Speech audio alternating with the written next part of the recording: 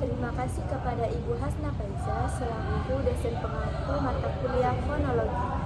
Perkenalkan, nama saya Tengku Rizka Nuryani dengan NIM 250513055741. Perkenalkan, nama saya Repelina Rahman dengan NIM 250513055742.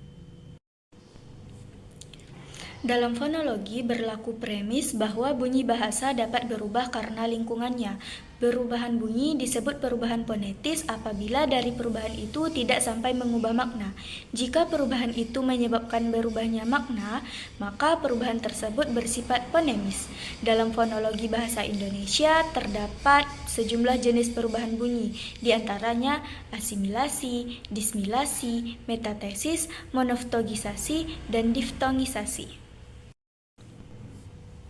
Metatesis adalah perubahan bunyi yang terjadi karena perubahan urutan fonem dalam suatu kata. Makna kata tidak berubah atau tetap serupa setelah mengalami mitosis. Contohnya dalam bahasa Indonesia yaitu jalur lajur, almari lemari, arbab rebab. Fakta kebahasaan ini menjadi salah satu bukti bahwa bahasa memiliki ciri yang produktif. Maksudnya bentuk kebahasaan yang lama yang sudah ada dapat dibentuk menjadi kebahasaan yang baru. Dalam bahasa juga terdapat proses kreatif yang memungkinkan bentuk kebahasaan yang satu berkreasi ke dalam bentuk kebahasaan yang baru. Elisi adalah peristiwa penghilangan satu atau lebih bunyi dalam suatu kata atau rangkaian kata. Elisi termasuk ke dalam perubahan bunyi dalam kajian fonologi, yang umumnya terjadi karena faktor kemudahan pengucapan, kecepatan berbicara, atau kebiasaan penutur dalam bahasa lisan. Dengan adanya elisi, bentuk kata yang diucapkan menjadi lebih singkat, tetapi makna dasarnya tetap dapat dipahami oleh penutur dan pendengar. Faktor terjadinya elisi. Elisi dapat terjadi karena beberapa faktor, antara lain kepraktisan dalam bertutur agar pengucapan lebih cepat dan ringan, pengaruh bunyi di sekitarnya, terutama dalam rangkaian kata, kebiasaan bahasa lisan yang berbeda dengan bahasa tulis, situasi informal seperti percakapan sehari-hari. Jenis-jenis elisi. Elisi dapat dibedakan berdasarkan letak bunyi yang dihilangkan. Yang pertama, elisi awal. Elisi yang terjadi pada awal kata, contohnya sudah menjadi udah, tidak menjadi tak, sebentar menjadi bentar. Yang kedua, elisi tengah.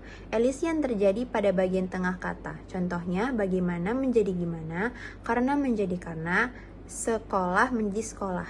Yang ketiga, elisi akhir. Elisi yang terjadi pada akhir kata, contohnya sampai menjadi sampai, habis menjadi habis, baik menjadi baik.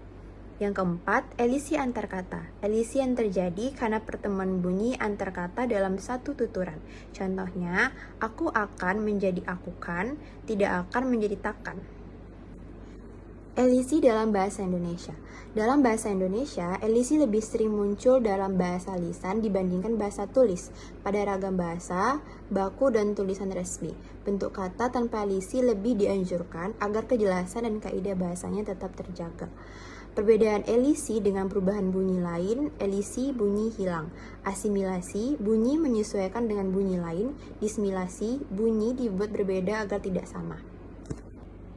Intrusi dalam perubahan bunyi bahasa umumnya merujuk pada proses penambahan bunyi ke dalam suatu kata untuk memudahkan pengucapan atau akibat pengaruh bahasa lain.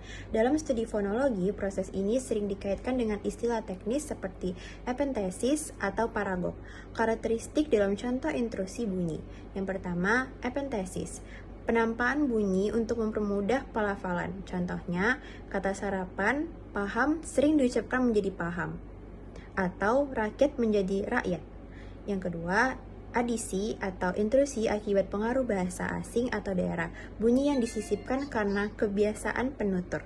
Contoh, kata suka terkadang diucapkan menjadi suka, memakai w.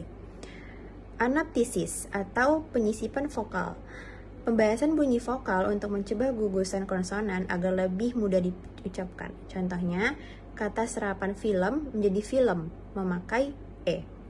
Intrusi ini sering terjadi pada kata-kata serapan, tuturan tidak baku, atau intervensi bahasa ibu terhadap bahasa Indonesia.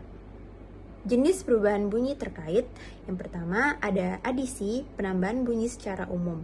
Yang kedua, epentesis, penambahan di tengah kata, paragog, penambahan di akhir kata, anaptiskis, penyisipan vokal, intrusi berbeda dengan zeroisasi, atau pengurangan bunyi, di mana terjadi pelepasan bunyi seperti sinkop atau apokop. Sekian video yang dapat kami tayangkan. Semoga bermanfaat dan dapat diterapkan di kehidupan sehari-hari. Wassalamualaikum warahmatullahi wabarakatuh.